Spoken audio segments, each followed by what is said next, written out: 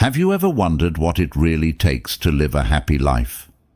Don't worry, you're not alone. In a world obsessed with chasing goals, material things and people, it's easy to forget the basics. Everyone talks about happiness, but who actually tells you how to get there without selling some false dream? Relax, because today we're going to cut through the noise and share what psychology and Stoic philosophy can teach us about happiness. Spoiler alert, it's in the little things we ignore every day. Laugh more, get outside, wake up early, and please turn off your phone once in a while. Stick with us to discover why science and ancient wisdom are still teaching us valuable lessons in the 21st century. But first, let me tell you a story to help frame the wisdom in today's content. There was once a young man named Mark who lived in a quiet valley. Even though he had plenty of material possessions and his life seemed perfect, from the outside, he always felt like something was missing. One day, Mark decided to embark on a journey to discover the true secret to happiness. Along his journey, he met a wise old man who lived in a small cabin on a hill. After talking for hours, the old man shared 3 essential pieces of advice for living a happy life. He said, "To be happy, you don't need more stuff or power. There are 3 simple things you need to practice: gratitude, acceptance, and love." Mark was puzzled but listened carefully. The old man continued, "Gratitude is the first. If you don't appreciate what you already have, you'll never have enough. Be thankful for every little moment, every breath. Second is acceptance. Life will always have ups and downs. If you learn to accept things as they are, without trying to control everything, you'll find peace in the chaos. And third is love. Love what you do. Love the people around you. And most importantly, love yourself. Only when your heart is full of love can you truly radiate happiness to others and receive it back." As Mark began practicing gratitude, accepting life's changes, and loving more deeply, he realized that his search for happiness was over. It wasn't something he had to find outside, but something to cultivate from within. His friends in the valley noticed the change in him, and when they asked him the secret to his transformation, Mark simply replied, "Happiness isn't a destination, it's the journey. If you live with gratitude, acceptance, and love, you'll discover that happiness has been within you all along." Now, before we dive into the first lesson, if you find these videos helpful, I encourage you to subscribe and turn on notifications so you never miss an update. Ready to change your life? Let's get started. 1. Laugh. More. Have you ever noticed how we often make life much more complicated than it needs to be? We treat almost everything with extreme seriousness, as if there's a global competition for who can frown the hardest. We get so caught up in our daily responsibilities, stressors, and struggles that we forget to let go, relax, and laugh. But here's the thing. Science and ancient wisdom both agree that laughter isn't just a feel-good action. It's actually an essential tool for maintaining your well-being, both mentally and physically. Let's rewind a bit to the Stoics, the original masters of staying calm under pressure. At first glance, they might not seem like the kind of people who would embrace laughter. After all, their philosophy focuses on discipline, self-control, and maintaining your composure no matter what life throws your way. But even the Stoics knew the importance of keeping a light heart in the face of adversity. Epictetus, one of the most well-known Stoic philosophers, famously said, "People are not disturbed by things, but by the view they take of them." While this quote may seem like a serious piece of advice about controlling your emotions, it also opens the door to something else. How you choose to react to life's challenges can either weigh you down or set you free. And laughter is one of the best ways to free yourself from the heaviness of stress. Laughter might seem like a small, insignificant act, but it's incredibly powerful. When we laugh, our brains release a cocktail of feel-good chemicals like endorphins and serotonin, which help us cope with pain and elevate our mood. On top of that, laughter actually reduces the amount of cortisol and adrenaline in our system. These two hormones are the ones that surge when we're stressed, putting us in a state of fight or flight. By laughing, we lower their levels, which in turn reduces the physical effects of stress on our bodies. Essentially, laughter is like hitting the reset button on our nervous system.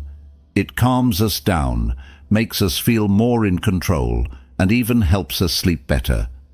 Imagine life as a roller coaster, full of unexpected twists, sudden drops, and the occasional heart-pounding moment that makes you question everything. When you laugh, it's like fastening the safety harness on that roller coaster ride. It doesn't make the ups and downs disappear, but it helps you feel secure and able to handle whatever comes next. This is exactly what laughter does for our emotions. It acts as a buffer, helping us bounce back from stressful situations with a sense of resilience. Dr. Lee Burke from Loma Linda University conducted extensive research on the effects of laughter on the human body. What he found was pretty amazing. Laughter works like a natural stress reliever. His studies showed that even a few moments of genuine laughter could lower blood pressure, boost the immune system, and reduce the production of stress hormones. In other words, laughter isn't just a quick fix for a bad mood. It's a long-term strategy for protecting your health. But what if you don't feel like laughing? What if the pressures of daily life make it hard to find joy or humor in anything? Here's where the Stoic mindset comes in again. Stoicism teaches us that while we can't always control the external events in our lives, we can control how we respond to them. Choosing to laugh, even in tough situations, is a form of control. It's a conscious decision to look for the lighter side of life, to not let hardships drag us down completely. And don't worry, laughter isn't just for those who have a naturally great sense of humor. Anyone can benefit from it. In fact, research has shown that even forced laughter, like in laughter yoga or therapy, can have the same positive effects on the brain and body as spontaneous laughter. In a study published by the Journal of Alternative and Complementary Medicine, cancer patients who participated in laughter therapy reported feeling less depressed, more hopeful, and better equipped to face their challenges. Think about that for a second. People going through one of the toughest battles of their lives found relief and strength in laughter. If they can, so can you. So how can you incorporate more laughter into your daily life? Start small. Don't wait for the perfect joke or a hilarious movie. Instead, find humor in the little things. Laugh at your own mistakes. Laugh at the absurdity of certain situations. Laugh at the memes your friends send you, even if they're not that funny. The key is to let yourself experience joy and amusement as often as possible. Every time you laugh, you're training your brain to focus on the positive and let go of the negative, even if just for a moment. Let's put it into perspective. Say you're stuck in traffic, late for an important meeting. You can either sit there, fuming at the cars in front of you, or you can laugh at the ridiculousness of the situation. Maybe turn on a funny podcast or think about something that made you smile earlier in the day. By choosing laughter, you take control of the situation. Sure, it won't get you to your meeting any faster, but it will reduce the stress and frustration that come with feeling helpless. Laughter isn't just a way to pass the time or fill awkward silences. It's a tool a skill you can develop over time to help you navigate life's inevitable ups and downs. And it doesn't take much. Even just a few minutes a day of genuine laughter can do wonders for your mental and physical health. So the next time life feels a little too heavy, remember that laughter is a choice. It's a tool that's always within your reach, ready to help you lighten your load. And as the ancient saying goes, laughter is the best medicine, even when it feels like the world is giving you nothing to smile about. Don't underestimate the power of a good laugh. It might just be the key to living a happier, healthier, and more balanced life. 2. Get outside and connect with nature. Think about your typical day for a second. How much of it do you spend indoors, surrounded by screens, artificial lighting, and recycled air? Modern life has this weird way of keeping us trapped inside. We're glued to our phones, locked into our desks, and by the time the day ends, it can feel like we haven't experienced the world at all. But here's the thing. Humans weren't designed to live this way. For centuries, we thrived by being outdoors, connected with nature, and living in sync with the natural rhythms of the earth. So why have we moved so far away from that? The Stoics believed in aligning ourselves with nature. In fact, one of the core principles of Stoicism is living in harmony with the natural world. As Marcus Aurelius once wrote, "Nature does not hurry, yet everything is accomplished." This means that nature has its own pace, its own way of functioning, and when we align ourselves with it, life becomes more peaceful and balanced. But how do we reconnect with nature when our modern lives seem designed to keep us away from it? Let's start with the simple act of going outside. It might sound trivial, but spending time in nature, whether that's a park, a beach, or even your own backyard, has profound effects on your mental and physical health. Numerous studies have shown that being outdoors can lower stress levels, improve mood, and even boost creativity. According to a study published in Environmental Health Perspectives, spending just 20 minutes in a natural setting can significantly reduce cortisol levels, the hormone that's responsible for stress. Think about that. 20 minutes of fresh air, sunlight, and greenery can have more impact on your stress than most relaxation techniques. It's no wonder that people who live near parks or forests tend to be healthier and report higher levels of happiness than those who live in more urban environments. Now you might be thinking, "I'm too busy to go outside every day," or "I live in the city. Where can I even find nature?"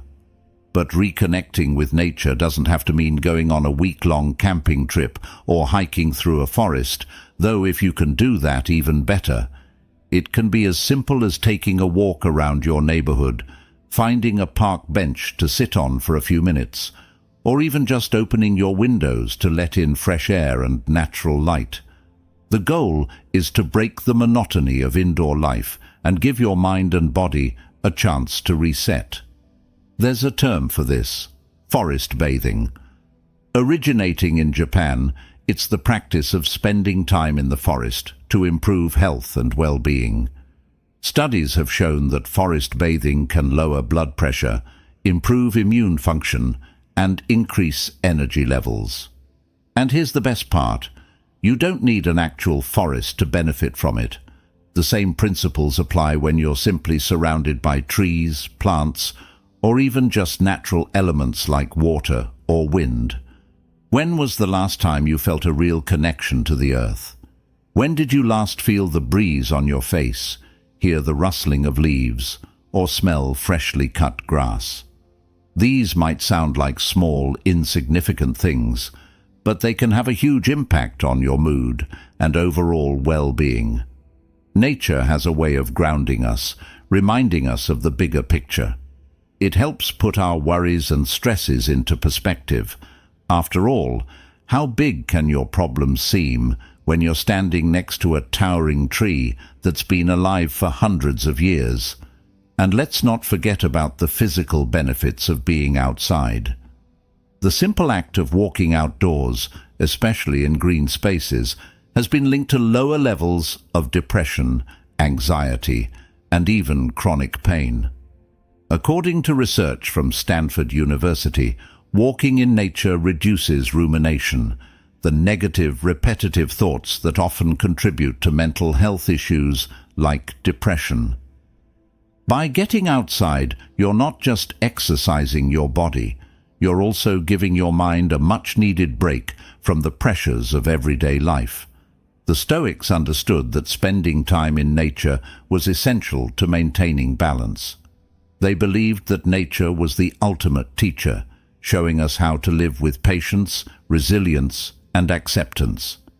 When you're outside, you see life happening in real time. The changing seasons, the growth of plants, the flow of rivers. It's all a reminder that everything in life has a natural rhythm, and when we tap into that rhythm, we find peace. So, how can you start connecting with nature today? It doesn't have to be complicated. Start small. Set aside a few minutes each day to step outside, breathe in fresh air, and observe the world around you. If you have a park nearby, make it a point to walk through it regularly.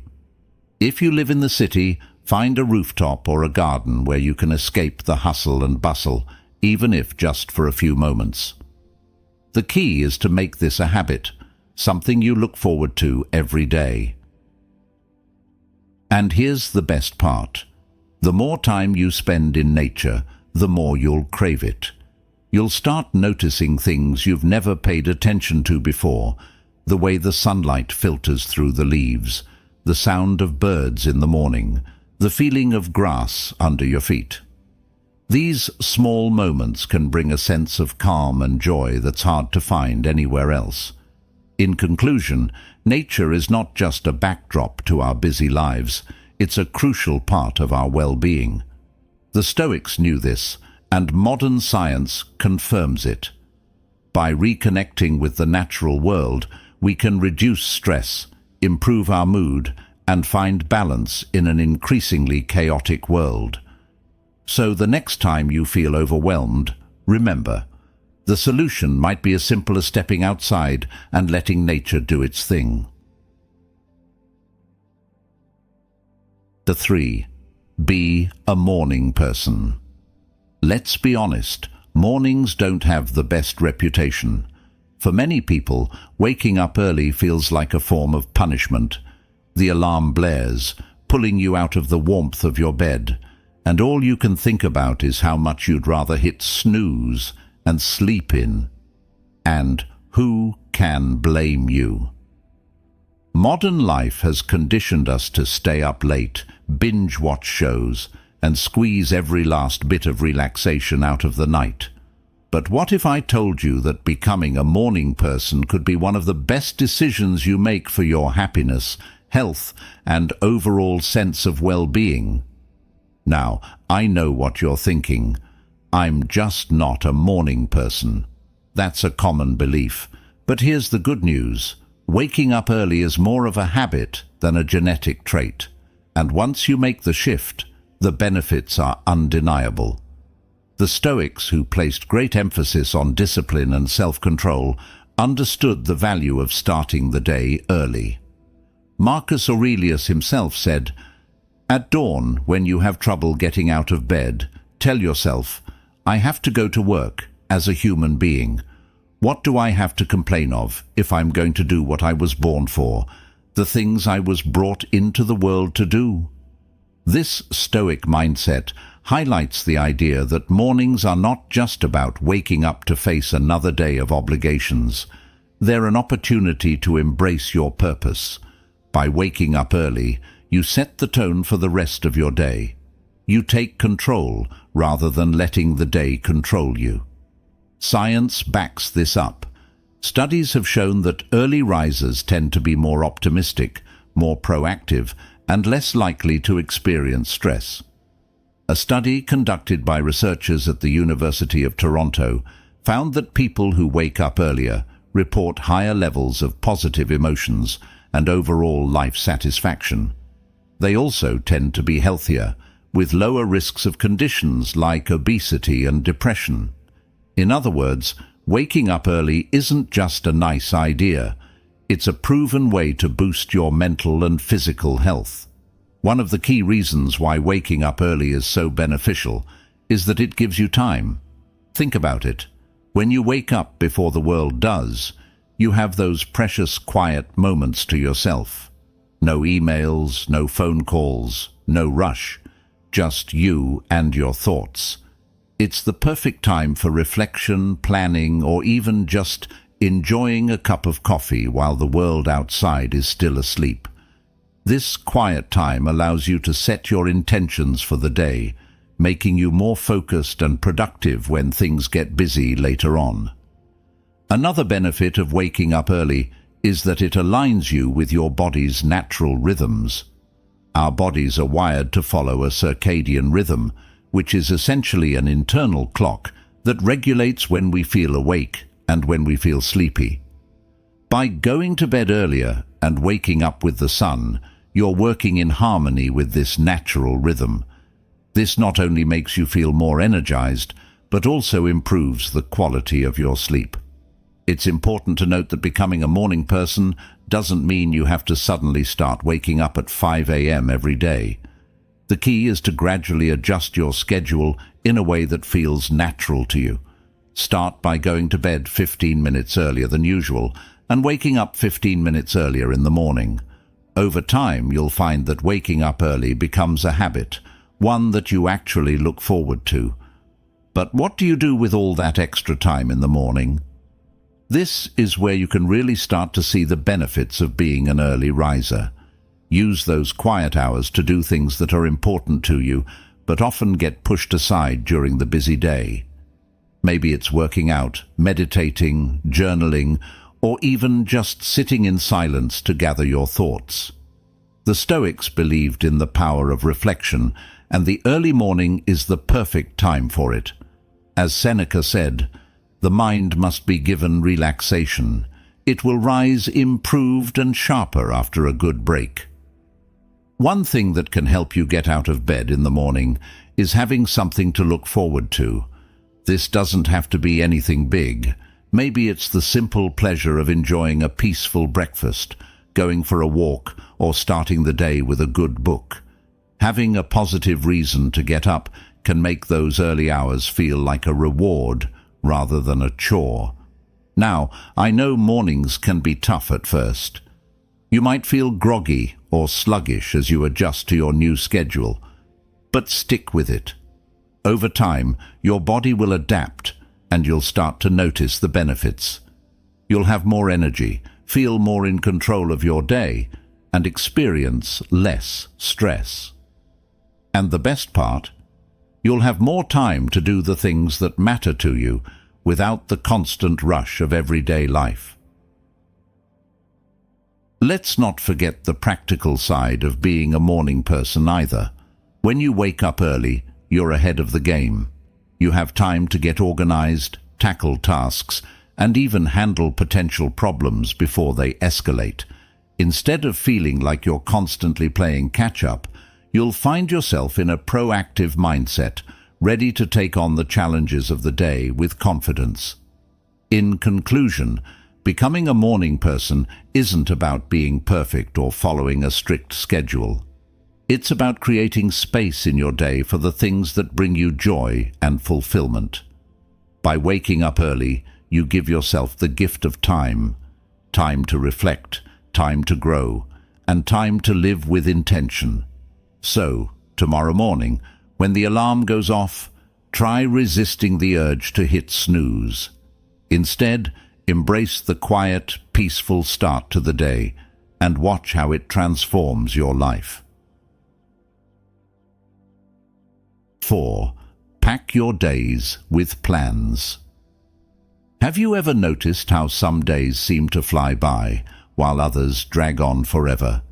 It's a curious thing, how time can feel so different depending on how we fill it.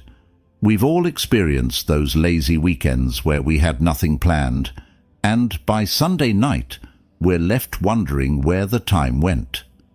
On the flip side, days that are packed with activities and plans often feel more fulfilling, as if we've truly made the most of our time. But here's the key. It's not just about being busy for the sake of it.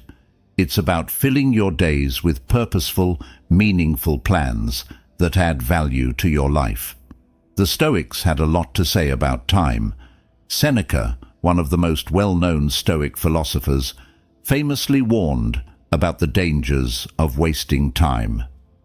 In his essay on the shortness of life, he wrote, "It is not that we have a short time to live, but that we waste a lot of it."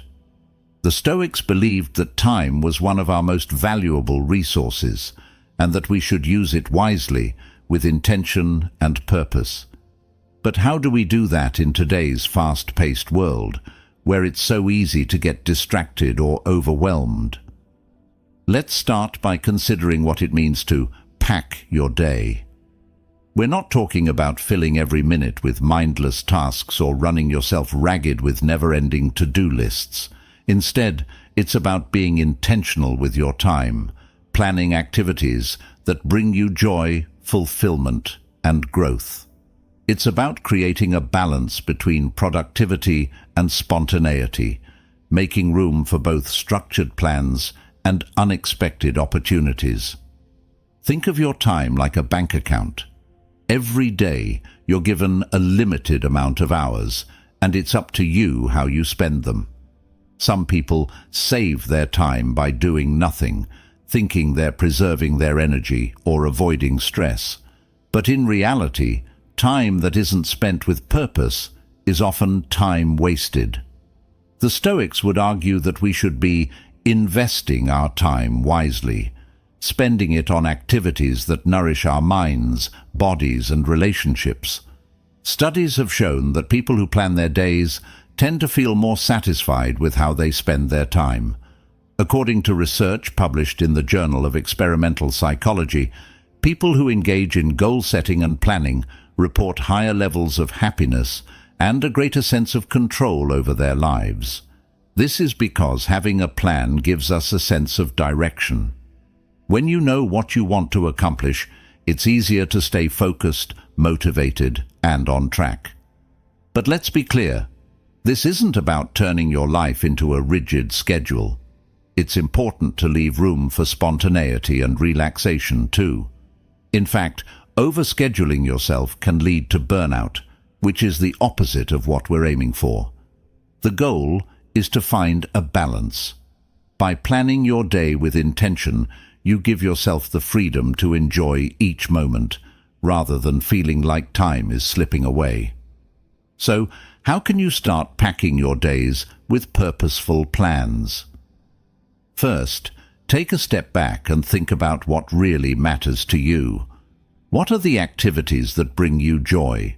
What are the things you've been meaning to do, but keep putting off? Maybe it's spending time with family, working on a personal project, exercising, or learning something new. Whatever it is, make a commitment to prioritize these activities. Write them down, schedule them into your day, and treat them with the same importance as you would a work meeting or appointment. One powerful way to approach this is by breaking your day into chunks. For example, you could dedicate the first part of your day to your most important tasks, when your mind is fresh and focused. Then, set aside time in the afternoon for more creative or social activities. By structuring your day in this way, you ensure that you're making time for both productivity and enjoyment. Another tip is to set small, achievable goals for each day. This helps you stay on track and gives you a sense of accomplishment as you check things off your list. But remember, these goals don't have to be monumental. Even something as simple as going for a walk, calling a friend, or reading for 20 minutes can make a big difference in how you feel about your day. The key is to make sure that each day includes activities that align with your values and bring you closer to your personal goals. The Stoics believed that we should approach each day as an opportunity to grow and improve ourselves.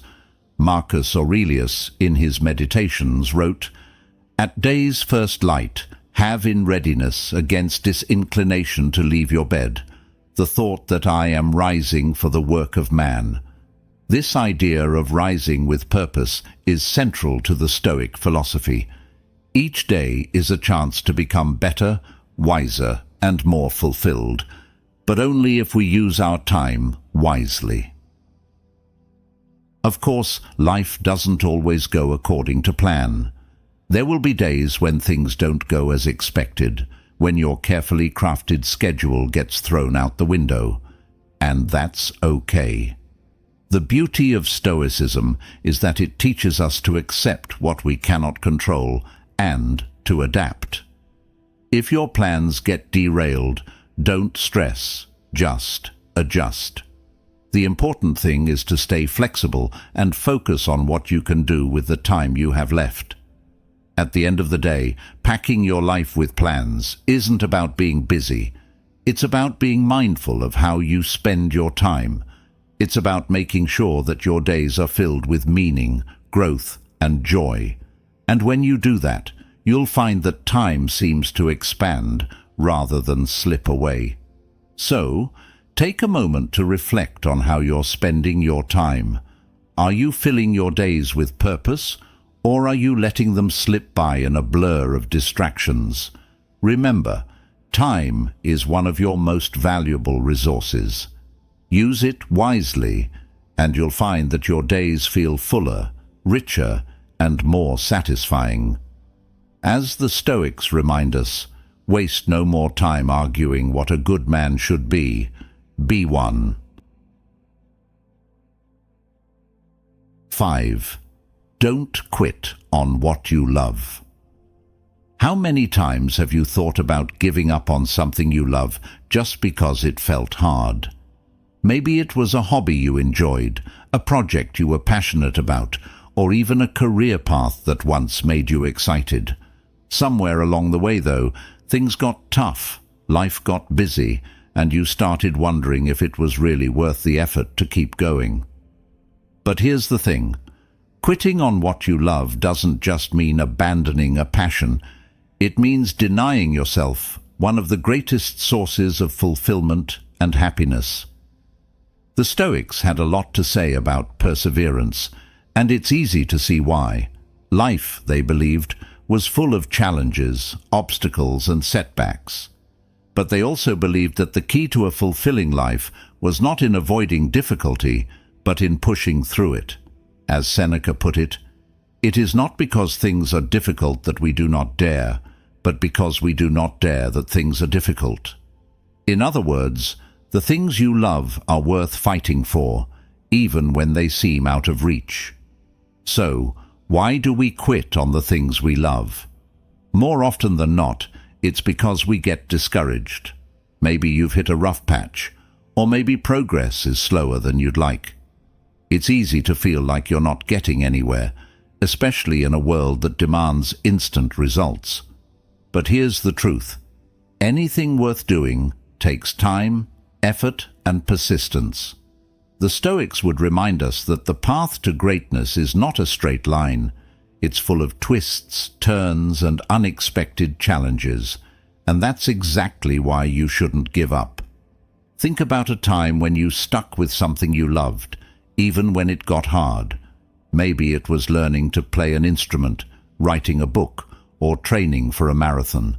There were probably moments when you wanted to quit, when it seemed like you'd never get better or finish. But by pushing through, you not only accomplished something great, you also grew as a person.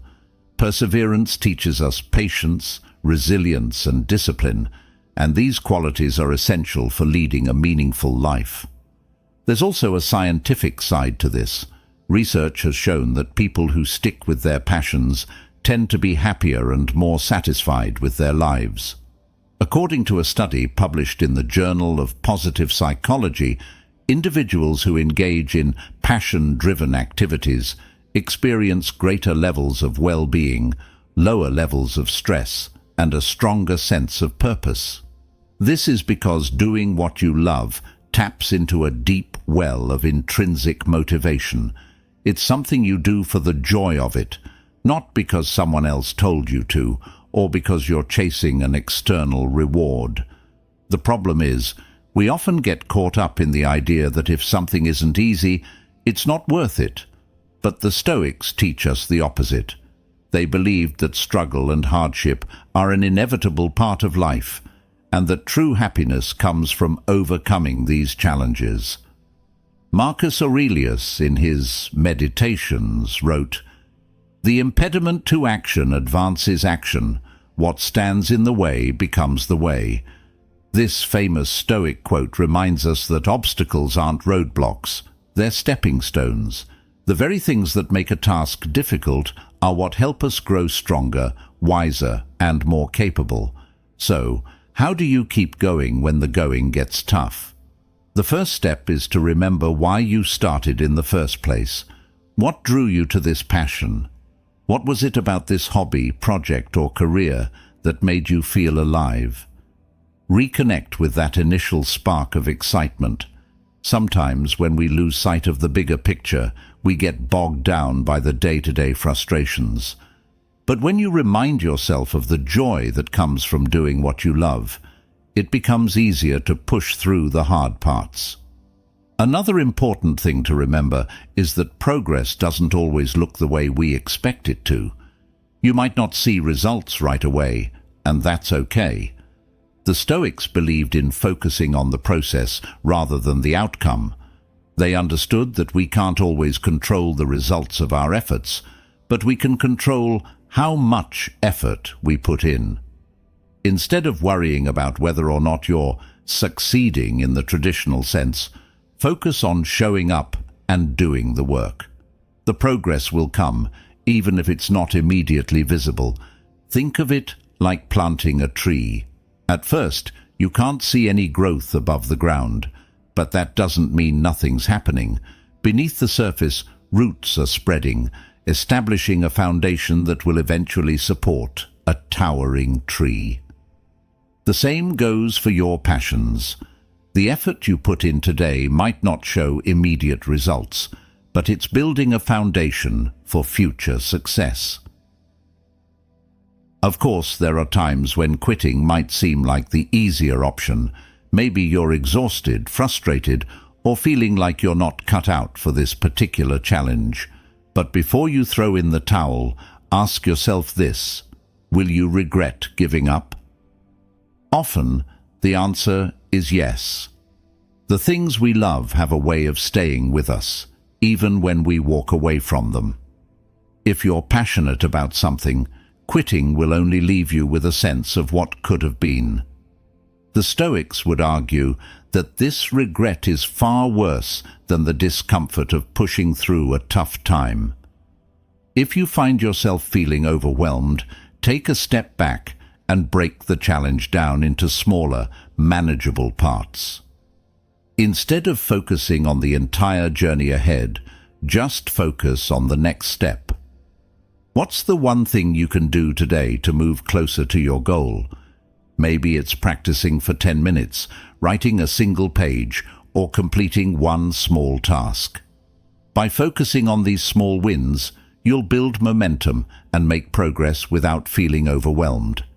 At the end of the day, don't forget that doing what you love is a privilege. Not everyone has the opportunity to pursue their passions, and if you do, it's worth holding on to. The Stoics believed that life was about more than just survival. It was about thriving, growing, and becoming the best version of yourself.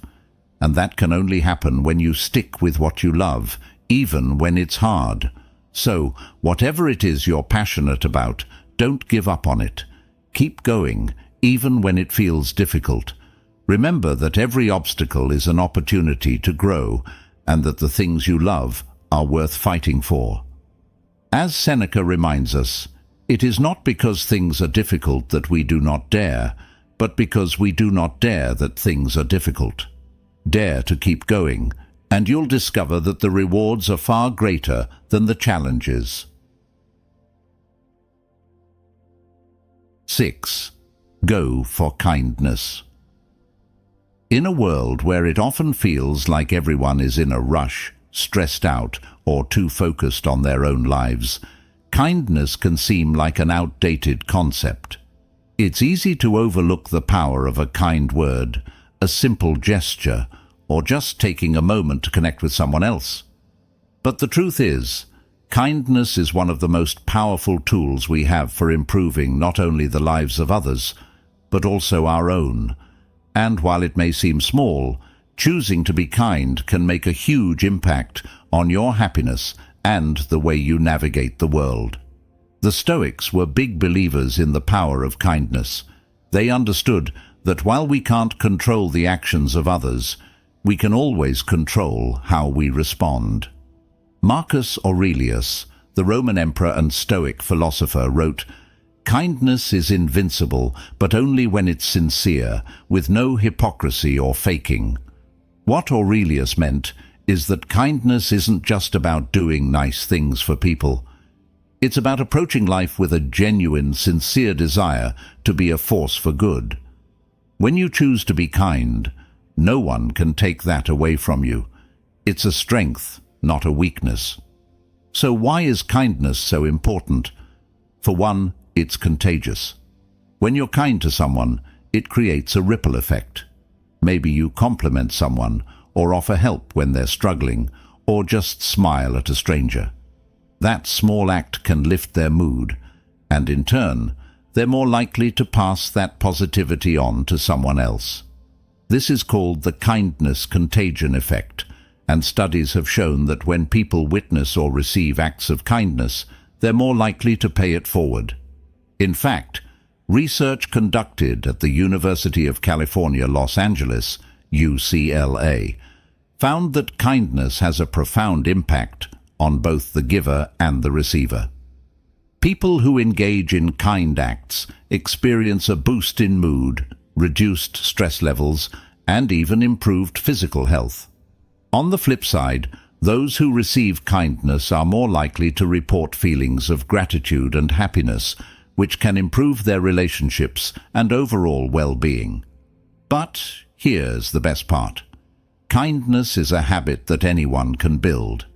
It doesn't take much effort, and the rewards are immense. The Stoics would argue that being kind is part of our duty as human beings. They believed in the interconnectedness of all people, that we are all part of the same universal community. As Epictetus once said, we are all brothers and sisters by nature.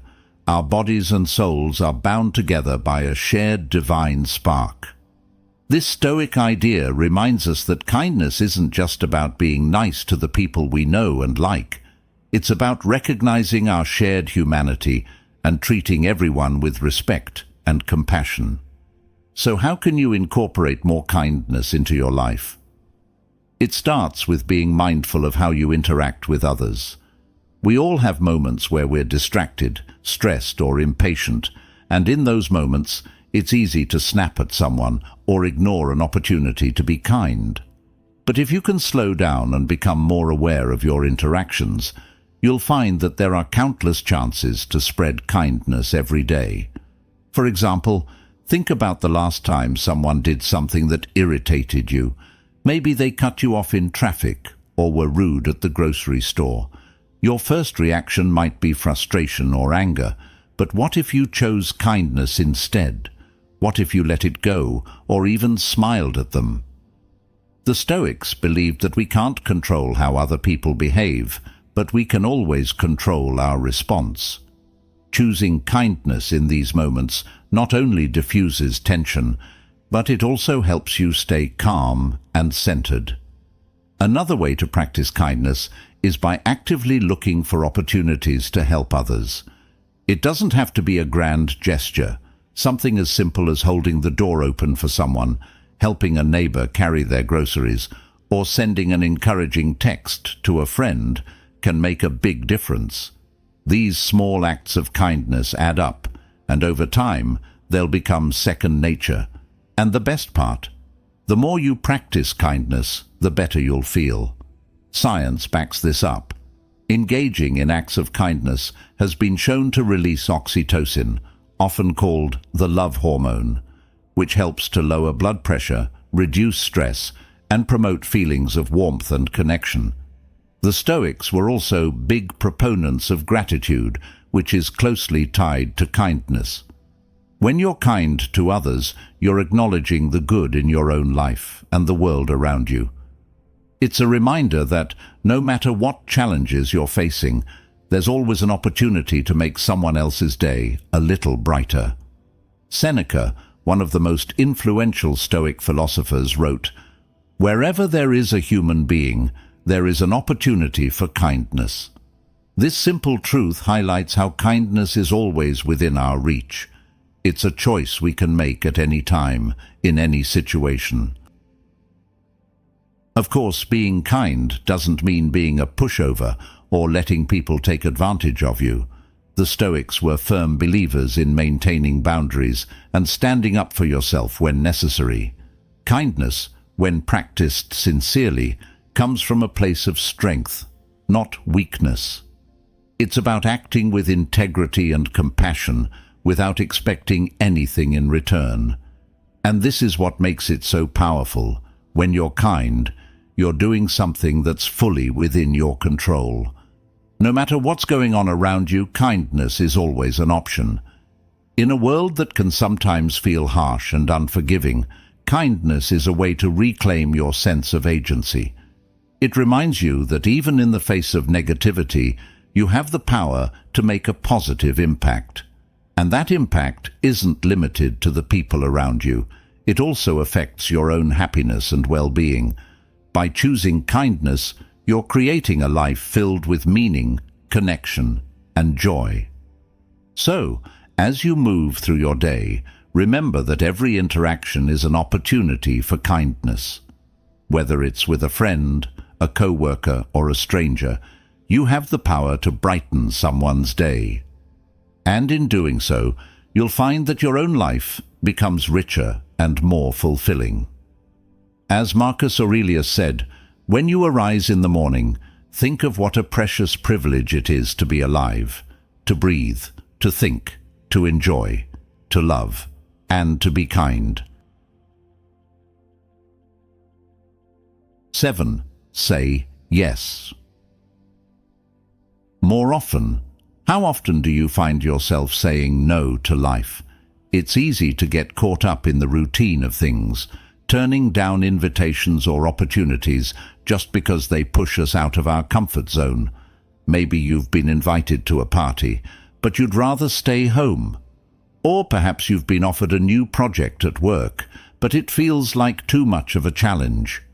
While there's nothing wrong with setting boundaries, constantly saying no might be closing doors to experiences that could bring joy, growth, and a sense of adventure into your life. The Stoics didn't shy away from challenges or new experiences. They believed that life was meant to be lived fully, and that growth often comes from stepping into the unknown. Epictetus, one of the great Stoic philosophers, said, "It's not what happens to you, but how you react to it that matters." This is a reminder that we can't control the opportunities life throws our way, but we can control how we respond. Saying yes to life doesn't mean you have to accept every single opportunity, but it does mean being open to new possibilities and adventures, even when they seem intimidating or unfamiliar. Why is it so hard to say yes sometimes? For many people, it's because stepping out of their routine feels uncomfortable or scary. We get used to the familiar, the predictable, and the safe. But the truth is, growth rarely happens in comfort zones. The Stoics understood that discomfort is a natural part of life, and avoiding it only leads to stagnation. By saying yes more often, you give yourself the chance to learn, grow, and experience life in new and exciting ways. Take a moment to think about the last time you said no to something because it made you feel a little uneasy.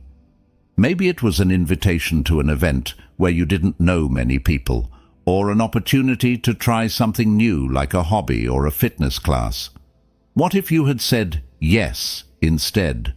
Chances are you might have had an interesting conversation, learned a new skill, or at least walked away with a good story to tell.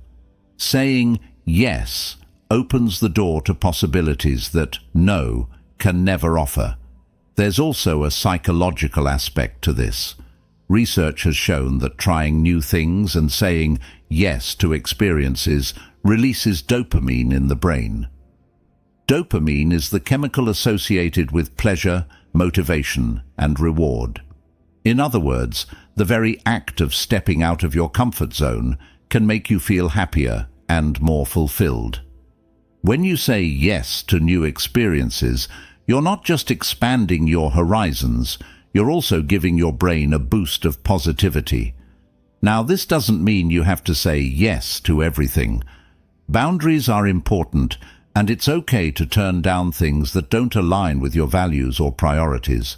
But if you find that you're saying no out of habit, fear, or laziness, it might be time to reconsider. Life is full of opportunities, and many of them only come around once. By saying yes, you're embracing the unknown and opening yourself up to the potential for growth, adventure, and happiness. The Stoics believed that we should approach life with openness and curiosity. Marcus Aurelius, in his famous Meditations, wrote, "Look well into thyself. There is a source of strength which will always spring up if thou wilt always look." This quote reminds us that we are often stronger and more capable than we think. By saying yes to new experiences, we tap into that inner strength and discover what we're truly capable of. Saying yes can also improve your relationships. How many times have you turned down an invitation from a friend or family member because you were too tired, too busy, or just not in the mood? While it's important to take care of yourself, constantly saying no can create distance between you and the people you care about. Relationships thrive on shared experiences, and by saying yes to spending time with others, you're strengthening those bonds and creating lasting memories. Imagine this. Your friend invites you to a gathering where you don't know anyone. Your first instinct might be to decline. After all, who wants to be the awkward person at a party? But what if you said yes instead? You might meet someone new, discover a shared interest, or just have a fun night out. The point is, you'll never know what's possible unless you give it a try. The same goes for opportunities at work or in your personal life. Maybe you've been asked to take on a new project or learn a new skill, but you're hesitant because it feels like too much of a challenge. The Stoics would tell you to embrace that challenge. They believed that adversity is not something to be avoided, but something to be embraced. As Epictetus said, difficulties are things that show a person what they are. When you say yes to challenges, you're giving yourself the chance to grow, learn, and develop new strengths. Of course, saying yes doesn't mean things will always go smoothly. You might try something new and fail. You might attend an event and feel out of place. But that's okay. The Stoics remind us that it's not the outcome that matters, it's the effort.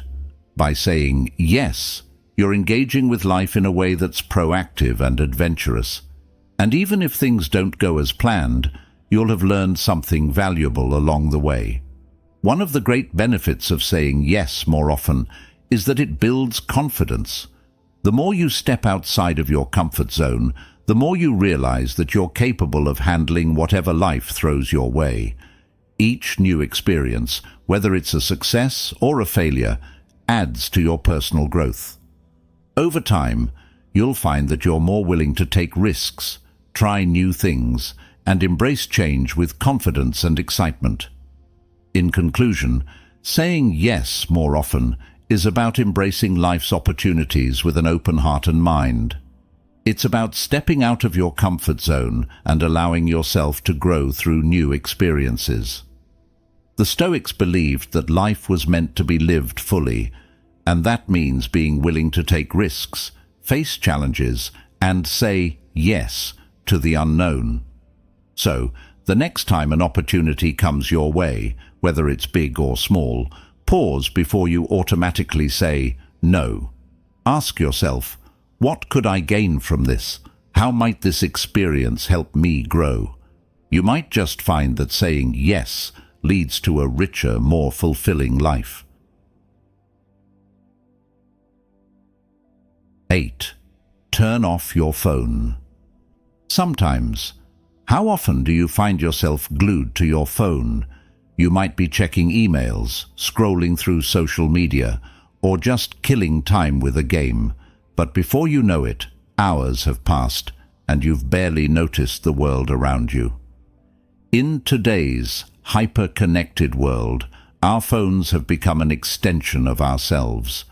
While technology brings countless benefits, the constant stream of notifications, messages, and distractions can rob us of something far more valuable: our presence in the moment.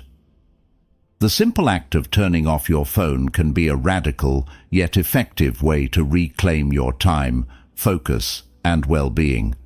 The Stoics didn't have smartphones, but they understood the importance of being fully present. They believed that distraction was one of the greatest obstacles to living a good life. As Seneca once said, "He who is everywhere is nowhere." In other words, when our attention is divided, we aren't truly experiencing anything fully. And this is exactly what happens when we're constantly attached to our phones. We miss out on the richness of the present moment, on genuine interactions with the people around us, and even on the peace that comes with solitude. So, why is it so hard to turn off our phones?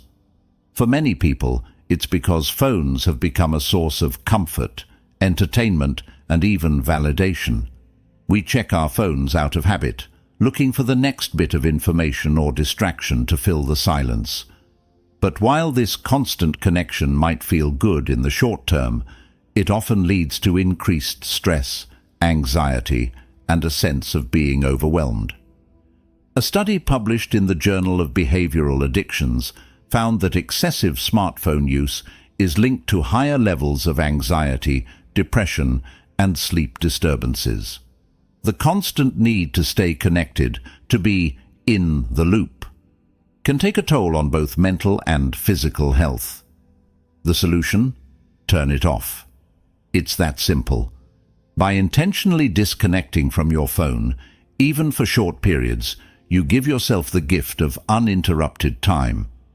This time can be used for reflection, creativity, or simply to enjoy the present moment without distraction. Think of it as a digital detox, a break from the noise and busyness of the online world. Now, let's be clear, this isn't about demonizing technology. Smartphones are incredibly useful tools, and they've made our lives more convenient in many ways. The problem arises when we become so dependent on them that they start to control us, rather than the other way around. The Stoics believed that we should always aim to control what's within our power, and that includes how we use technology. Instead of letting your phone dictate your attention, take charge and decide when and how you want to use it. One of the most effective ways to start is by setting specific times during the day when you turn off your phone. For example, try turning it off during meals, when you're spending time with loved ones, or before bed. This allows you to fully engage in the present moment without the constant temptation to check your screen.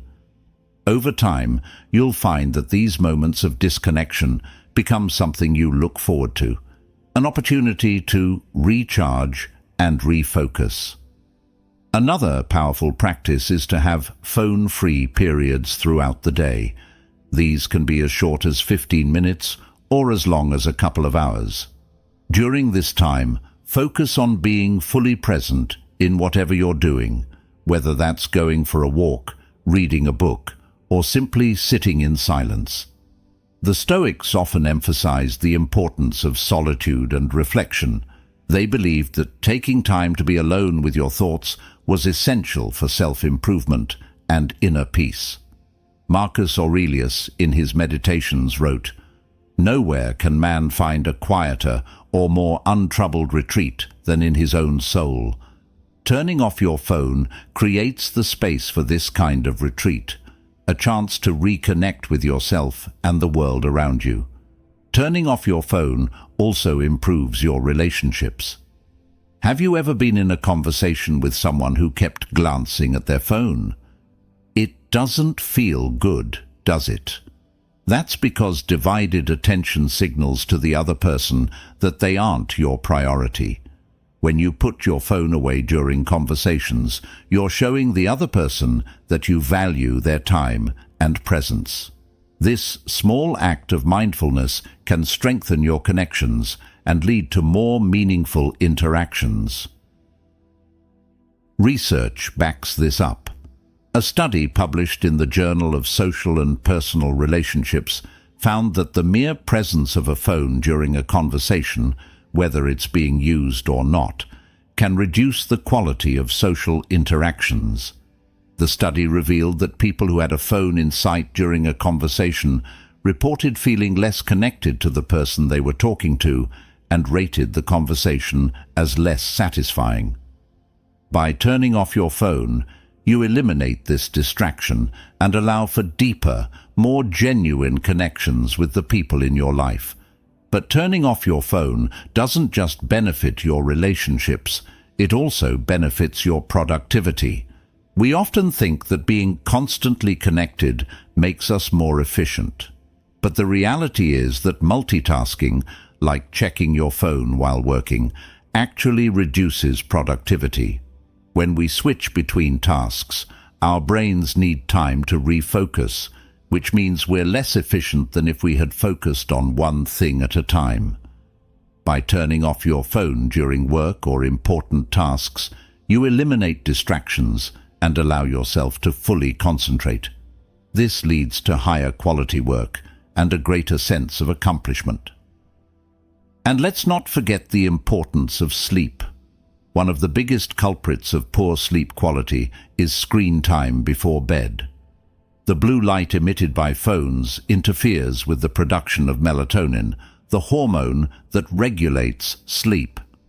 Studies have shown that people who use their phones right before bed have a harder time falling asleep and experience lower quality sleep overall.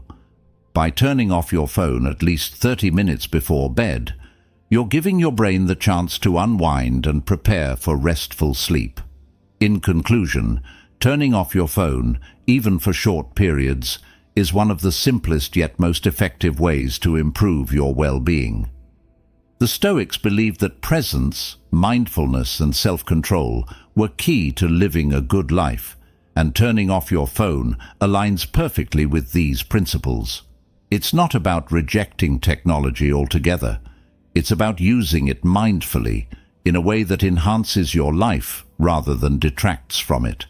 So, the next time you feel overwhelmed by notifications or distracted by your screen, take a deep breath, turn off your phone, and reconnect with the present moment. You might be surprised at how much more peaceful and fulfilling life feels when you're not constantly plugged in. 9. Take breaks and go on trips. We've all heard the saying, "All work and no play makes Jack a dull boy." While it might sound cliché, it couldn't be more accurate. In today's fast-paced world, many of us have become so focused on productivity and meeting deadlines that we forget the importance of taking breaks and stepping away from our routines. Whether it's a simple break during your workday or an actual vacation, giving yourself time to recharge is essential for both your mental health and overall well-being. The Stoics, despite their reputation for resilience and toughness, understood the importance of rest and renewal. They believed that balance was key to a good life.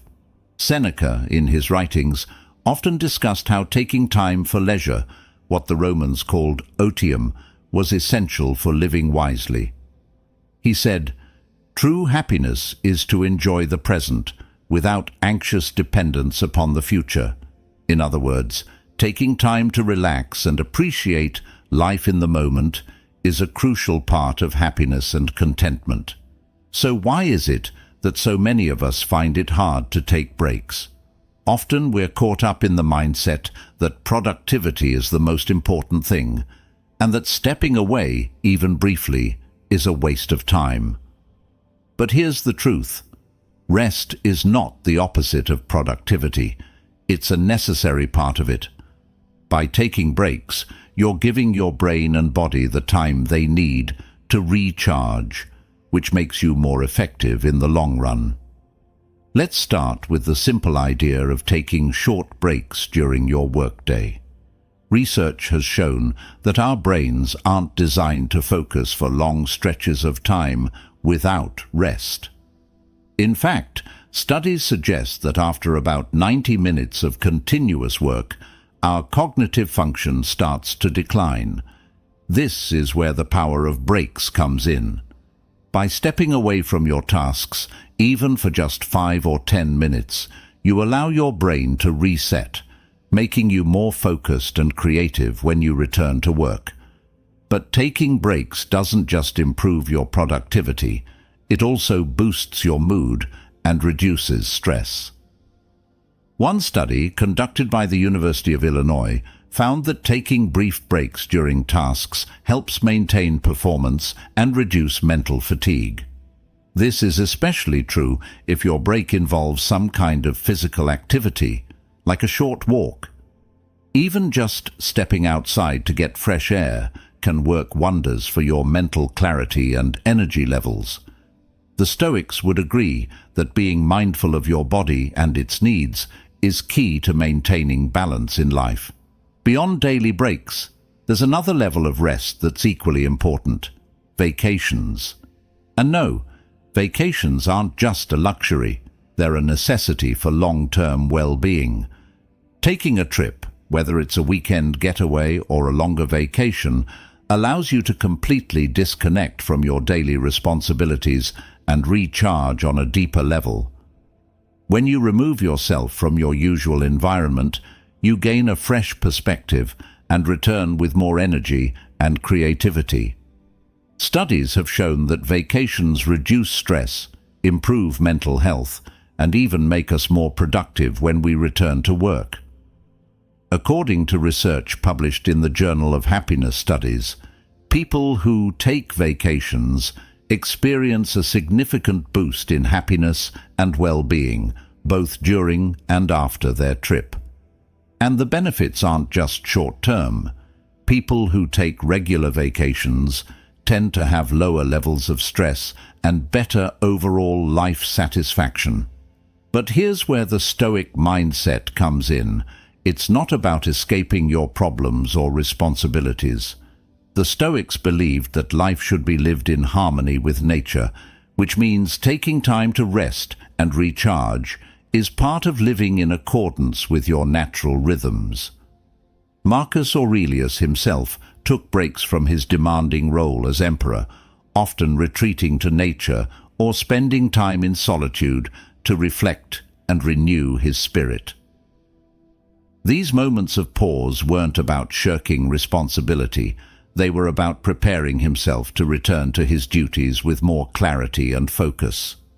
So, what does this mean for you? It means that breaks and trips aren't just indulgences.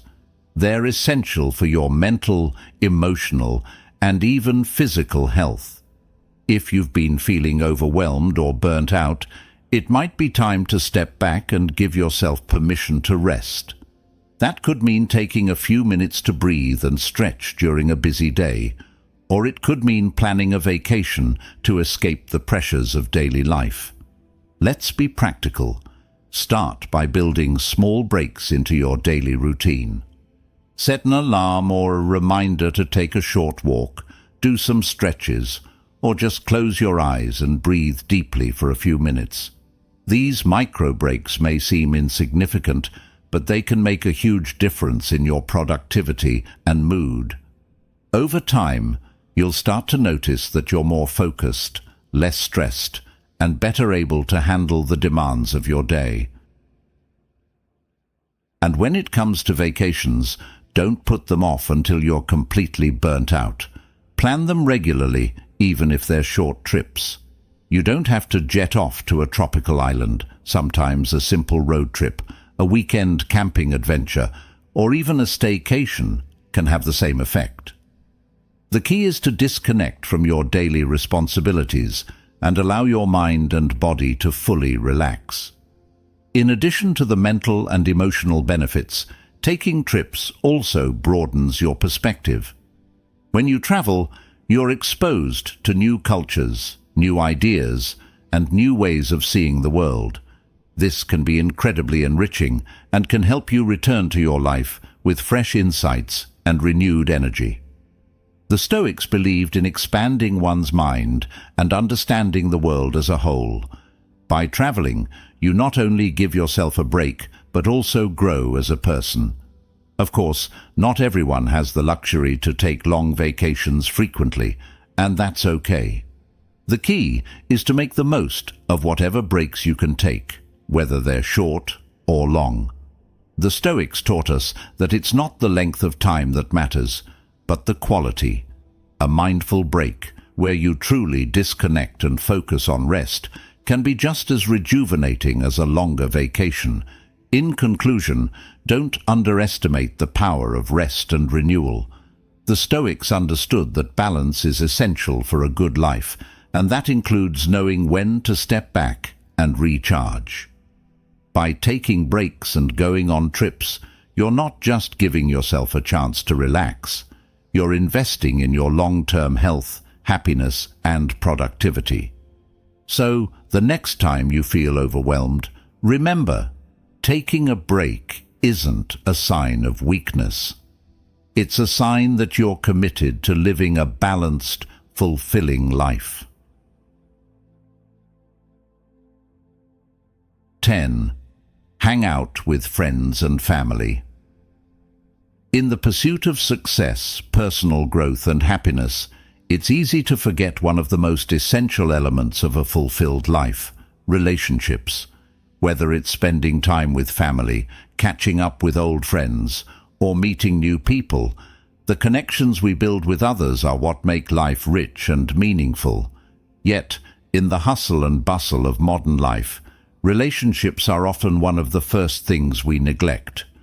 We get busy, distracted, or simply assume that there will always be more time to reconnect later. But the truth is, nurturing our relationships is key to living a happy and balanced life. The Stoics understood the value of relationships. While they emphasized self-control and inner peace, they also believed that humans are social creatures, meant to live and thrive in connection with others. Marcus Aurelius, in his Meditations, often reminded himself that he was part of a larger community and that caring for others was not just a duty, but a fundamental part of life. He wrote, "Men exist for the sake of one another. Teach them then, or bear with them." This Stoic idea that we exist to support and help one another highlights the importance of relationships in living a good life. But why are relationships so important? For one, spending time with friends and family brings joy and meaning to our lives. These connections provide a sense of belonging, support, and love that can't be replicated by achievements, material success, or individual pursuits. Numerous studies have shown that strong social ties are linked to greater happiness, improved mental health, and even longer life expectancy. According to a study by Harvard researchers, close relationships, not wealth or fame, are what keep people happy throughout their lives. Those with strong connections to family, friends, and community experience less stress, have fewer health problems, and even live longer than those who are isolated. It's not just about having people around you, it's about nurturing those relationships. The Stoics believed that we should approach our interactions with others with kindness, patience, and understanding. Seneca, another influential Stoic philosopher, once wrote, "There is no enjoying the possession of anything valuable unless one has someone to share it with."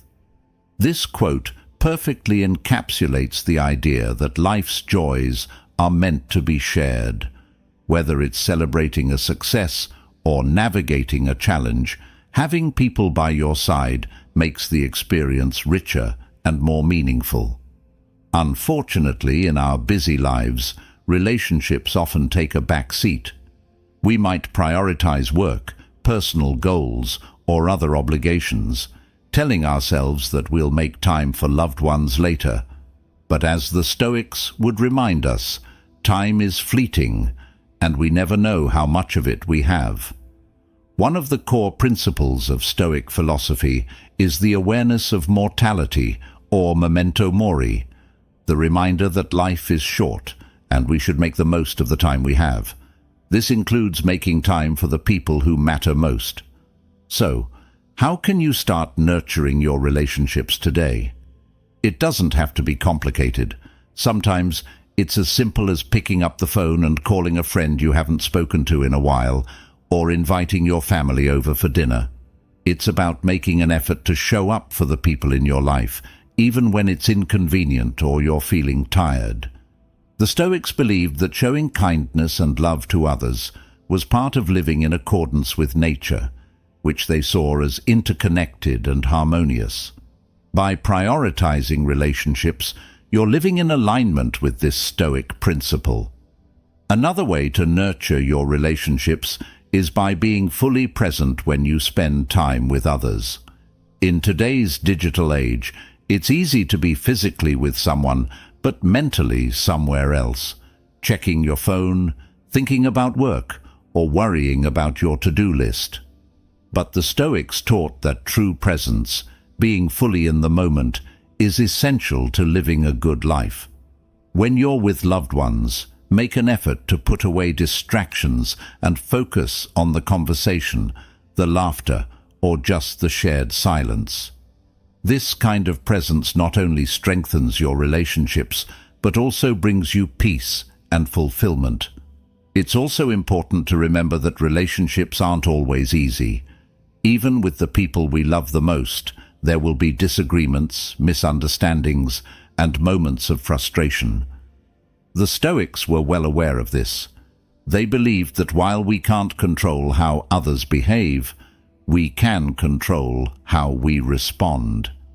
Marcus Aurelius often reminded himself to approach difficult people with patience and empathy, understanding that everyone is doing the best they can with the knowledge and abilities they have.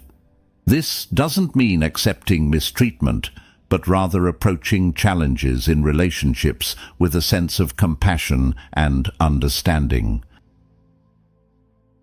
And it's not just about receiving love and support. Giving to others is equally important. The Stoics believed in contributing to the well-being of others as part of our duty as human beings. Helping others, whether it's through small acts of kindness or being there for someone during a difficult time, not only strengthens your relationships, but also brings a sense of fulfillment and purpose to your own life. When we support others, we create a ripple effect of positivity that extends beyond ourselves. So, how can you incorporate this Stoic wisdom into your relationships? Start by making time for the people who matter. Reach out, make plans, and show up, whether it's for a quick coffee with a friend or a long phone call with a family member. Prioritize these moments, because they're the ones that will stay with you long after the workday is over or the project is complete. And when you're with others, be present, listen, engage, and appreciate the connection you're building in that moment. In conclusion, relationships are at the heart of a happy, meaningful life. The Stoics understood this, and modern science confirms it. While it's important to focus on personal growth and individual achievements, it's equally important to invest in the people around you. Friends and family bring joy, support, and richness to life that can't be found anywhere else. So, make time for them, nurture those relationships, and remember the Stoic principle that we are all here to help and support one another. As Seneca wisely said, there is no enjoying the possession of anything valuable unless one has someone to share it with.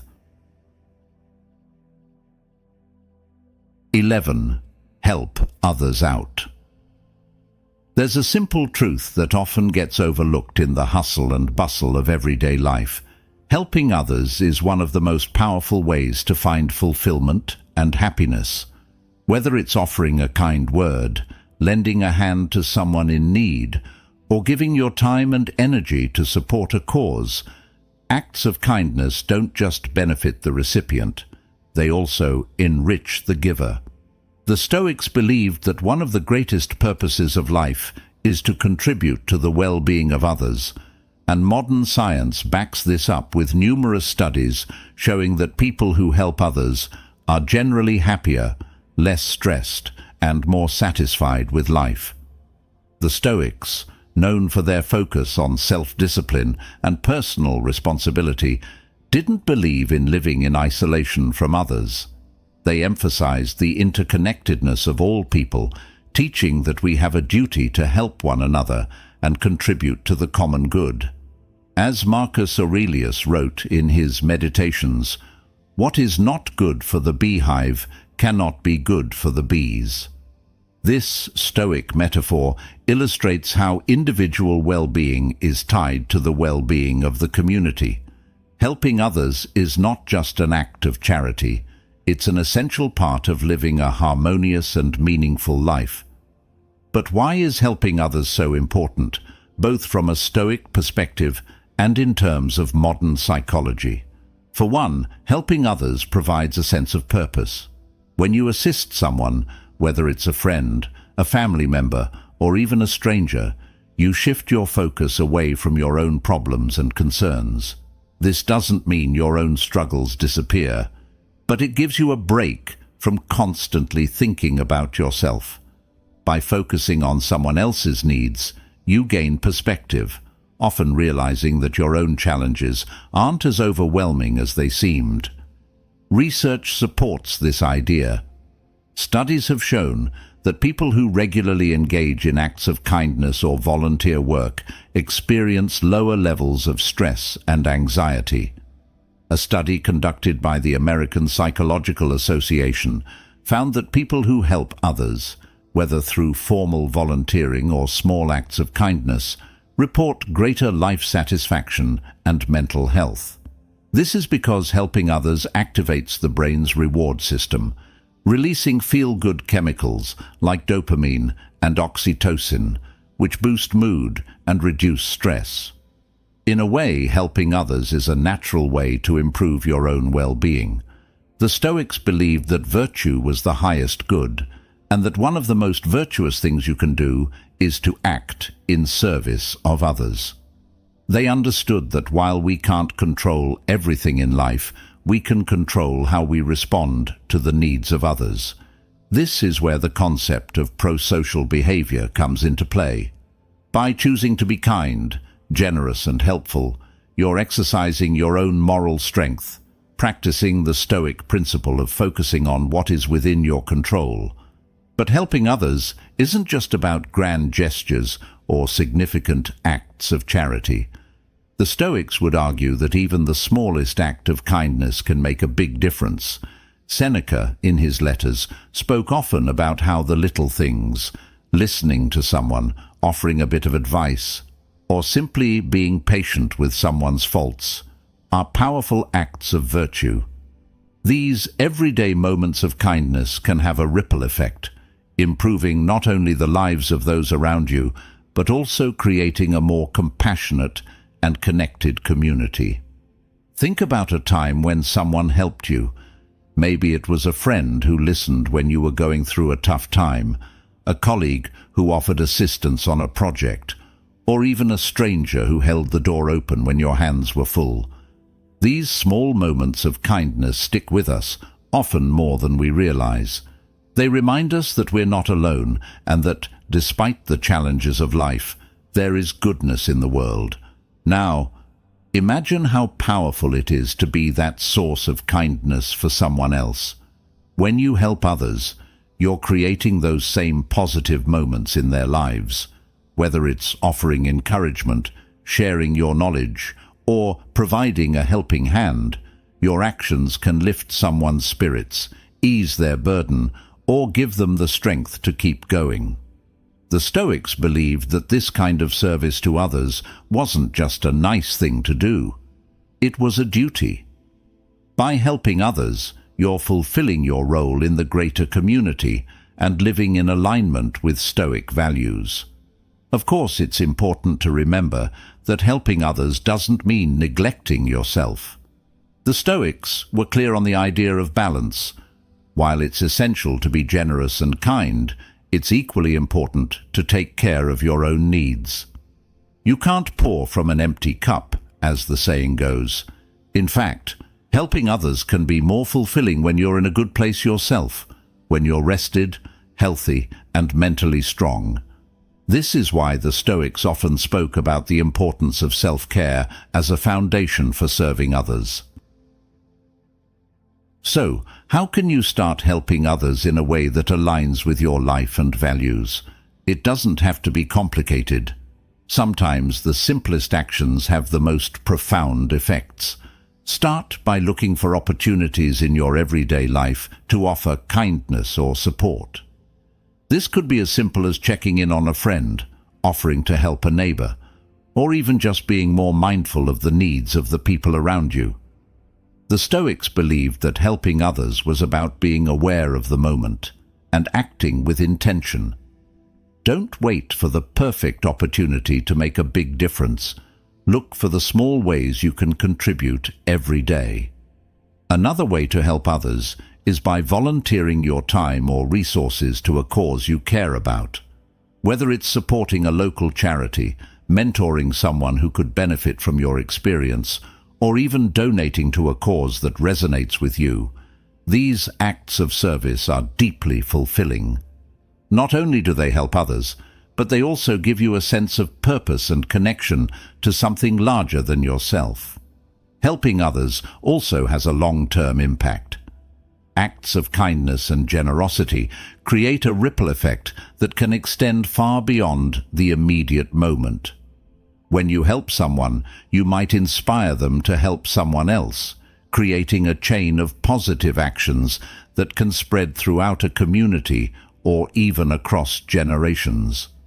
The Stoics believed that this kind of interconnectedness was fundamental to the human experience. We're all in this together, and by helping each other, we build a stronger, more resilient society. In conclusion, helping others is one of the most fulfilling things you can do, not just for those you help, but for yourself as well. The Stoics knew that life is about more than just personal achievement. It's about contributing to the well-being of those around you. By offering kindness, support, and service, you're living in alignment with Stoic values and creating a life that's rich with meaning and purpose. As Marcus Aurelius reminds us, the fruit of this life is a good character and acts for the common good. So, look for opportunities to help others, no matter how small, and watch how it transforms both your life and the lives of those around you. 12. Focus on the good stuff you've got. It's easy to get caught up in what we don't have. We live in a world where comparison is constant, whether it's scrolling through social media or hearing about someone else's success. It often feels like there's always something missing in our own lives. Maybe it's a better job, a bigger house, or the latest gadget, And while ambition can be a good thing, always focusing on what's missing can lead to a cycle of dissatisfaction and unhappiness. This is where the power of gratitude comes in. By focusing on the good stuff you've already got, you shift your perspective and start to appreciate the richness of your life as it is right now. The Stoics were big on gratitude. They believed that contentment didn't come from getting more, but from appreciating what you already have. As Seneca wisely said, "It is not the man who has too little, but the man who craves more, that is poor." This Stoic teaching reminds us that constantly chasing after more will never lead to happiness. True wealth, according to the Stoics, is found in being satisfied with what you have and in making the most of the present moment. But why is it so hard to focus on what we have? For one, human nature tends to focus on what's lacking. Our brains are wired to notice gaps, whether it's in our careers, relationships, or material possessions.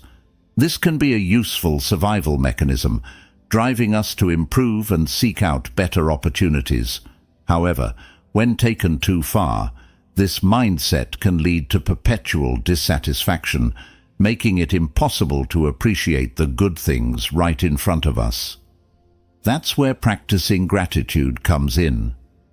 Gratitude isn't just a fleeting feeling, it's a mindset, a way of approaching life that helps you see the positives rather than always focusing on what's missing. And science backs this up. Studies have shown that people who regularly practice gratitude experience higher levels of happiness, better physical health, and even stronger relationships.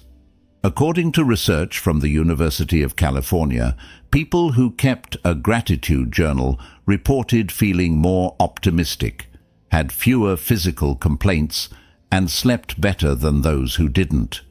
In short, gratitude is one of the simplest, most effective tools for improving your well-being. The Stoics believed that gratitude should be practiced daily, not just when things are going well. Marcus Aurelius, in his meditations, often reminded himself to be grateful for the simplest things: waking up, having food to eat, being surrounded by loved ones. He understood that life is full of challenges and uncertainties, but by focusing on the good in each moment, we can cultivate a sense of peace and contentment no matter what's happening around us. He wrote, "Do not indulge in dreams of having what you have not, but reckon up the chief of the blessings you do possess, and then thankfully remember how you would crave for them if they were not yours." One of the most effective ways to start focusing on the good stuff you've got is to practice mindfulness. When you take a moment to pause and reflect on the present, you'll notice things you might have overlooked, like the comfort of a warm bed, the sound of birds outside your window, or the simple pleasure of a hot cup of coffee. These small, everyday moments are easy to take for granted, but they're often the very things that bring joy and contentment when we take the time to appreciate them. Another powerful practice is keeping a gratitude journal. Each day, write down 3 things you're grateful for. They don't have to be big or profound. Sometimes the smallest things can have the biggest impact. Maybe it's a kind word from a friend, the fact that you have a roof over your head, or simply the fact that you're alive to experience another day. By focusing on these positives, you train your brain to look for the good in your life rather than the bad. Gratitude also has a way of shifting your mindset during tough times. The Stoics understood that life isn't always easy, and they encouraged practicing gratitude even when things were difficult. Epictetus, one of the most well-known Stoic philosophers, taught that we should be grateful not only for what we have, but for the challenges we face, as they offer opportunities to grow stronger. He said, "He is a wise man who does not grieve for the things which he has not, but rejoices for those which he has." This doesn't mean pretending that everything is perfect, but rather finding the silver lining even in tough situations. For example, let's say you're facing a stressful situation at work. It's easy to focus on the negatives, long hours, difficult tasks, or a demanding boss. But by practicing gratitude, you can shift your perspective. Instead of dwelling on the stress, you might remind yourself that you have a job in the first place, that you're gaining valuable experience, or that you're part of a team that's working together to solve problems. This shift in focus can reduce stress and help you feel more empowered and capable of handling the situation. Gratitude also strengthens relationships. When you express appreciation for the people in your life, whether it's a partner, friend, or colleague, you deepen your connection with them. Gratitude reminds you not to take people for granted and to recognize the value they bring to your life. A simple thank you or a thoughtful note can go a long way in strengthening your bonds with others. The Stoics would also remind us to be grateful for the things we often overlook. In modern life, we tend to take many luxuries for granted: electricity, running water, access to food, and even the freedom to pursue our goals. But these are things that people in other parts of the world, or even in other times in history, might have considered extraordinary blessings. By practicing gratitude for these everyday conveniences, you not only cultivate a sense of appreciation, but also remind yourself of how fortunate you are. Of course, gratitude doesn't mean ignoring your ambitions or settling for less than you deserve.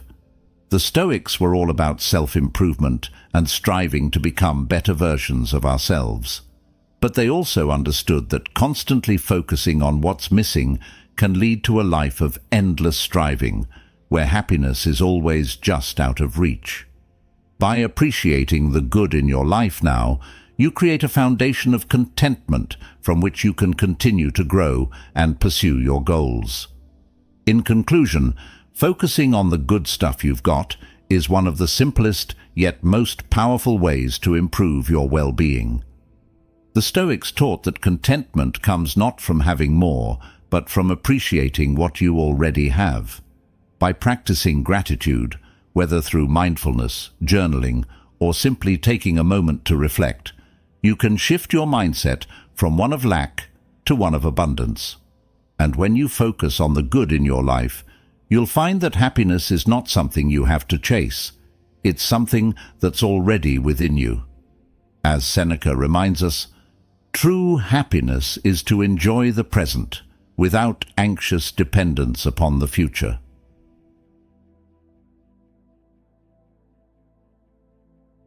(13) Let go of grudges. Holding on to grudges is like carrying around a heavy burden that only gets heavier with time. The anger, resentment, or hurt you feel towards someone might seem justified in the moment, but over time it does more harm to you than to anyone else. Carrying a grudge can weigh you down emotionally, mentally, and even physically. While it's perfectly natural to feel hurt or upset when someone wrongs you, holding on to those feelings for too long can prevent you from moving forward and finding peace. This is why learning to let go of grudges is one of the most powerful things you can do for your happiness and well-being. The Stoics had a lot to say about forgiveness and letting go of negativity. They understood that clinging to anger only harms the person who holds it. As Marcus Aurelius famously wrote, "The best revenge is to be unlike him who performed the injury." In other words, rather than letting someone else's bad behavior dictate your emotions, you should rise above it and remain true to your own values. Letting go of a grudge doesn't mean you're excusing someone's actions. It means you're choosing not to let their actions control your life any longer. But why is it so hard to let go of grudges? For many people, holding on to anger feels like a form of protection. It's as if by staying angry, we're keeping ourselves safe from being hurt again. But the reality is quite different. Grudges don't protect us. They trap us in the past, forcing us to relive the pain over and over again. The Stoics would argue that by holding on to a grudge, you're giving power to the very person or situation that caused you harm. You're allowing that negativity to take up space in your mind and heart, preventing you from experiencing peace and happiness in the present. Research supports the idea that letting go of grudges can have significant benefits for your health and well-being. Studies have shown that people who practice forgiveness experience lower levels of stress, anxiety, and depression. In fact, a study conducted by the American Psychological Association found that individuals who let go of grudges reported better mental health, improved relationships, and even physical benefits like lower blood pressure and better sleep. The act of forgiveness doesn't just free you emotionally, it also has real, tangible effects on your physical health. The Stoics believed that one of the most important aspects of forgiveness was realizing that everyone makes mistakes. Epictetus, in his teachings, often reminded his students that people act based on their understanding of the world at the time. In his view, when someone wrongs you, it's usually not out of malice, but because of ignorance or misunderstanding. By recognizing that others are human, prone to errors and poor judgment, you can approach situations with more compassion and less anger. Epictetus said, "If someone speaks badly of you, do not defend yourself against the accusations, but reply, 'You obviously don't know me very well, or else you would have mentioned other faults of mine.'" This humorous and humble response illustrates the Stoic approach to insults and grievances. Rather than becoming defensive or holding on to anger, they choose to rise above it with self-awareness and humility. So how can you begin the process of letting go of a grudge? First, it's important to acknowledge your feelings. Denying or suppressing your emotions won't make them go away. Instead, take the time to reflect on why you're upset, hurt, or angry. What did this person do to make you feel this way? Once you've identified the source of your grudge, ask yourself whether holding on to these feelings is serving you. Are they helping you grow, heal, or move forward? Or are they keeping you stuck in a cycle of negativity? The Stoics taught that we have control over our own minds, even if we don't have control over what happens to us. This means that while you can't change the past or what someone did, you can change how you react to it. Letting go of a grudge is a conscious choice, a decision to free yourself from the weight of anger and resentment. It's not about forgetting or excusing what happened. It's about refusing to let it define you or control your happiness. Another powerful way to let go of grudges is to practice empathy. This doesn't mean you have to agree with or condone someone's actions, but it does mean trying to understand where they might have been coming from. As the Stoics taught, people often act out of ignorance or fear. By putting yourself in their shoes, you can soften your own anger and start to see them as flawed, just like you. This shift in perspective can make it easier to forgive, not for their sake, but for your own. Forgiveness is not always a one-time event. Sometimes it's a process that requires time and effort. You might find that certain feelings of resentment resurface, especially if you're reminded of the hurtful event or person. When this happens, the Stoics would advise practicing patience and reminding yourself that forgiveness is a journey.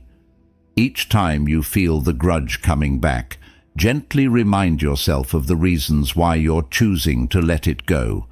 With time, those feelings will fade, and you'll find it easier to move on.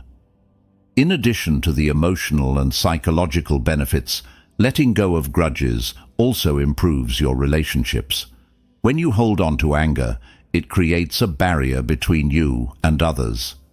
Even if the grudge isn't directly related to the people in your life, carrying that negativity can affect how you interact with them. By letting go of grudges, you create more space for love, connection, and positivity in your relationships. You'll find that you're more patient, more understanding, and more open to deepening your connections with others. The Stoics also believed that letting go of grudges helped you maintain your inner peace. They understood that true peace comes from within, not from external circumstances, but from how you choose to respond to them. By releasing grudges, you're reclaiming your peace and choosing to focus on what you can control, your own thoughts and actions. As Marcus Aurelius wrote, "The happiness of your life depends upon the quality of your thoughts." Letting go of grudges is a way to elevate the quality of your thoughts and, in turn, improve the quality of your life. In conclusion, letting go of grudges is one of the most liberating and empowering things you can do for yourself. The Stoics taught that clinging to anger only harms the person who holds it, and modern science confirms this. By choosing to forgive and release your resentment, you're not just freeing yourself from the past, you're creating space for peace, happiness, and personal growth in the present. Remember that forgiveness is a process, and it doesn't happen overnight, but each time you choose to let go, you're taking a step toward a more peaceful, fulfilled life. As Marcus Aurelius said, "The best revenge is to be unlike him who performed the injury." By letting go, you're reclaiming your power and choosing a life of peace over one of bitterness. We've covered 13 powerful lessons rooted in both Stoic philosophy and practical wisdom, all aimed at helping you live a happier, more fulfilled life. From laughing more and connecting with nature, to letting go of grudges and saying yes to life's opportunities, these principles remind us of the importance of balance, mindfulness, and self-improvement. Happiness, as the Stoics would argue, is not something we stumble upon by chance. It's something we cultivate through our daily actions, our mindset, and the way we engage with the world around us. One of the most significant takeaways from Stoic philosophy is the idea that happiness comes from within. It's not determined by external circumstances, achievements, or possessions, but by how we choose to think, feel, and respond to life's challenges. The Stoics teach us that we have control over our own minds, even if we can't control everything that happens to us. By focusing on what's within our power, our thoughts, our actions, and our attitudes, we can create a foundation for lasting happiness, regardless of what life throws our way. Each of the 13 points we've explored is a tool for building this foundation. Laughing more reminds us to not take life too seriously, while connecting with nature helps us find peace in simplicity. Becoming a morning person gives us a sense of purpose and structure to start the day, while packing our days with plans helps us live with intention and direction. Persevering in what we love and practicing kindness enriches our lives and those around us, while saying yes to new opportunities opens doors to growth and adventure. We also learned the importance of disconnecting from technology to be more present, taking breaks to recharge, and nurturing our relationships with friends and family, all of which contribute to a balanced, fulfilling life. Helping others out, focusing on gratitude, and letting go of grudges are all powerful ways to shift our mindset from negativity to positivity, from stress to peace. Throughout these lessons, we've seen that Stoicism isn't about suppressing emotions or living a life devoid of joy. Instead, it's about embracing the full spectrum of life's experiences with wisdom, resilience, and compassion. It's about recognizing that while we can't control everything, we can control how we respond, and that response determines the quality of our lives. So, what's the next step? How do you start applying these lessons to your life? The beauty of Stoic philosophy is that it's practical and adaptable. You don't need to overhaul your entire life overnight. Start small. Pick 1 or 2 lessons that resonate with you the most and focus on incorporating them into your daily routine. Maybe it's taking more time to laugh, reconnecting with nature, or practicing gratitude before bed. Whatever it is, remember that happiness is a journey, not a destination. It's something you cultivate over time through consistent practice and reflection. The Stoics also emphasize the importance of reflection and self-awareness. Take time each day to reflect on your actions, your thoughts, and your emotions. Ask yourself, how did I respond to challenges today?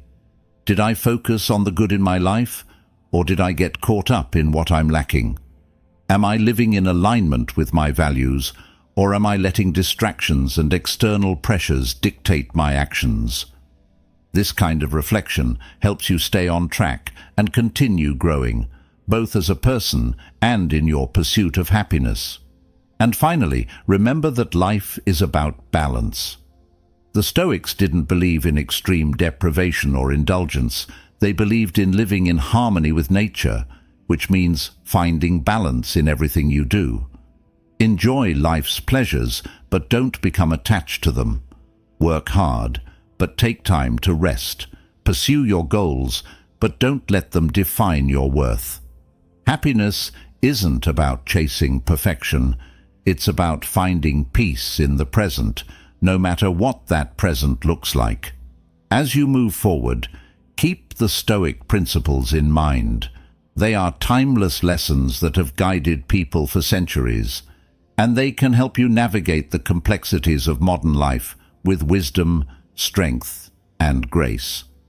Whether you're facing challenges, striving for personal growth, or simply trying to live with more joy and peace, Stoicism offers a practical path to a fulfilling life. Thank you for joining us on this journey through Stoic philosophy and practical life lessons. If you found these insights helpful, don't forget to like, share, and subscribe to stay connected for more content on personal growth, resilience, and the wisdom of ancient philosophy applied to modern life. Together, we can continue learning and growing one day at a time.